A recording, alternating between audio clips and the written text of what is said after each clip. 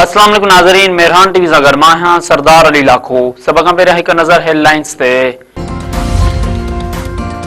DI Khan में police training school ते हमलो कंदड़ 5 ई दहशतगर्द मारिजी विया। मुक़ाबले में 7 पुलिस एहलकार शहीद, 13 ज़ख़्मी। इलाइक़े अंदरि क्लियरेंस ऑपरेशन मुकमल। पुलिस इख़्तियारनि जो चवणु आहे त गुज़िरियल राति दहशतगर्द पुलिस ट्रेनिंग स्कूल मथां ख़ुदकश हमलो कयो हो। हमले में 7 एहलकार शहीद थिया। 5 दहशतगर्दनि खे जहन्नम भेरो कयो वियो। वफ़ाक़ी घरू वज़ीर पारां पुलिस ट्रेनिंग सेंटर मथां दहशतगर्दनि जे हमले जी मुज़म्मत। मोहसिन नक़वी चयो आहे त पुलिस एहलकार बहादुरीअ सां ख़ारिजी दहशतगर्दनि जो मुक़ाबिलो कयो। अमरीकी सदर चीन मथां 100 सैकड़ो टैरिफ लॻाइण जो ऐलान करे छॾियो। डोनाल्ड ट्रंप चयो आहे त चीन मथां नओं टैरिफ नवंबर या उन खां बि अॻु में लागू थींदो। चीनी सदर सां मुलाक़ात मुलतवी नाहे कई। व्हाइट हाउस में ॻाल्हाईंदे सदर ट्रंप वधीक चयो आहे त विच ओभर जे दौरे दौरान मिस्र वेंदुसि ऐं इसराइल जे पार्लियामेंट खे ख़िताब कंदुसि। यरगमालनि जी वापसी सूमर जे ॾींहं खां शुरू थींदी। पाक भारत जंग समेत 8 जंगियूं रोकराए लखें माण्हुनि जूं जानियूं बचायूं। अमन जो नोबल इनाम न मिलण ते ॾुख पहुतो आहे। नाणेवार वज़ीर मोहम्मद औरंगज़ेब अमेरिका जे दौरे ते रवानो। IMF ऐं वर्ल्ड बैंक जे इजलासनि में पाकिस्तान जे नुमाइंदगी कंदो। नाणेवारो वज़ीर आलमी बैंक जे सदर अजय बंगा ऐं IMF जी MD क्रिस्टलीना जॉर्जिएवा सां मुलाक़ात कंदो। मोहम्मद औरंगज़ेब दौरे दौरान चीन, बर्तानिया, सऊदी अरब ऐं तुर्किया जे हमसबनि सां पिणु मुलाक़ात कंदो। मज़हबी जमायत जे एहतजाज सबबि लाहौर ऐं इस्लामाबाद में रोड रस्ता बंद। वफ़ाक़ी गादीअ वारे शहर में एहतजाज खे रोकण लाइ सिक्योरिटी सख़्त। शहर जा दाख़िली रस्ता 3 ॾींहनि खां बंद हुजण करे शहरी मुश्किलातुनि जो शिकार। लाहौर में बि सिक्योरिटी सख़्त। सगियां ऐं रावी पुल कंटेनर रखी बंद। लाहौर ऐं इस्लामाबाद मोटरवे बि हर क़िस्म जे ट्रैफ़िक लाइ बंद। ऑरेंज लाइन ट्रेन सर्विस मुअतल। पंजाब ऐं KPK खे मिलाईंदड़ GT रोड खे बि ट्रालर ऐं कंटेनर लॻाए बंदि कयो वियो।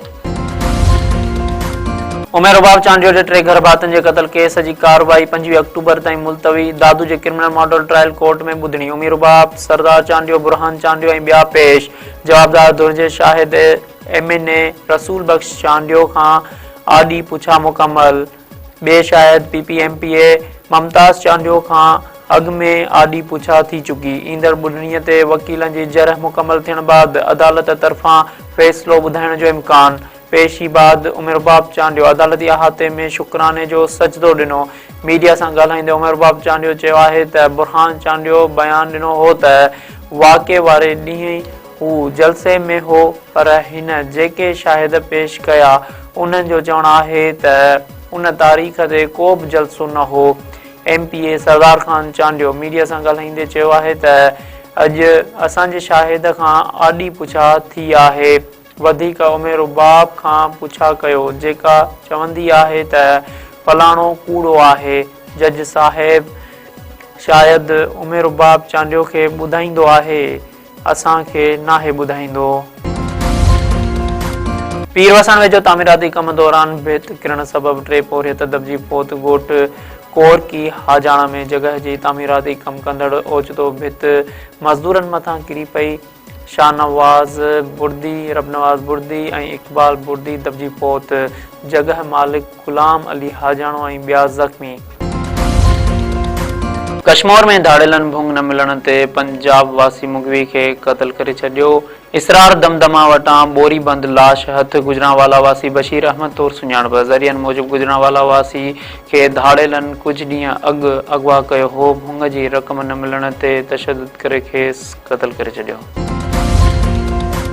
उबावड़ो वेझो जवाबदार औरत खे गोलियूं हणी क़त्ल करे छॾियो। माचको जे कचे वारे इलाइक़े में फायरिंग में औरत बागलकोश मारिजी वई। वारसनि पारां सीलरा धुर मथां क़त्ल जा इल्ज़ाम। इलाइक़े अंदरि औरत खे 11 इल्ज़ाम हेठि क़त्ल करण जा चोबोल। जामशोरो पुलिस हथां मुक़ाबले में मारिजी वियल 4 ॾोहारियुनि मथां 5 धारदार केस दाख़िल। गुज़िरियल ॾींहुं कराची में नौजवान खे क़त्ल ऐं कार फुर करे फरार थियण दौरान ॾोहारी जामशोरो वेझो मुक़ाबले में मारिजी विया हुआ। मारिजी वियल मुबैना ॾोहारनि जी अली हैदर उर्फ़ हैदरू मेहताब उर्फ़ अब्दुलरसूल अब्दुर्रहमान ऐं नोमान तौरु सुञाणप। संदन कब्ज़े मां हिकु राइफल, 3 टीटी पिस्टल ऐं कराचीअ मां फुर कयल कार हथ। पुलिस जवाबदारनि मथां मुक़ाबले जो हिकु केस ऐं हथियार रखण जा 4 केस दाख़िल करे छॾिया। मलीर में उस्तादनि जे बदिलियुनि सबबि गडाब जे 25 स्कूलनि खे ताला लॻी विया। ॻोठ रोह ख़ास केली हाजी शेर मोहम्मद ऐं जियो बंदेचो ॻोठ जा स्कूल बंदि। रज़ा मोहम्मद बबक, अली बबक, हुसैन बबक ऐं हाजी दोदो बबक ॻोठ जे स्कूलनि खे ताला। सवें ॿारनि जो मुस्तक़बिल दाव ते। वालिदैन तालीम खाते जे ऑफिसरनि जे ऑफिसनि जा चकर काटण ते मजबूर। सूबाई वज़ीर ऐं ॿियनि खां नोटिस वठी जल्द बंदि पियल स्कूल खोलाइण जो मुतालबो।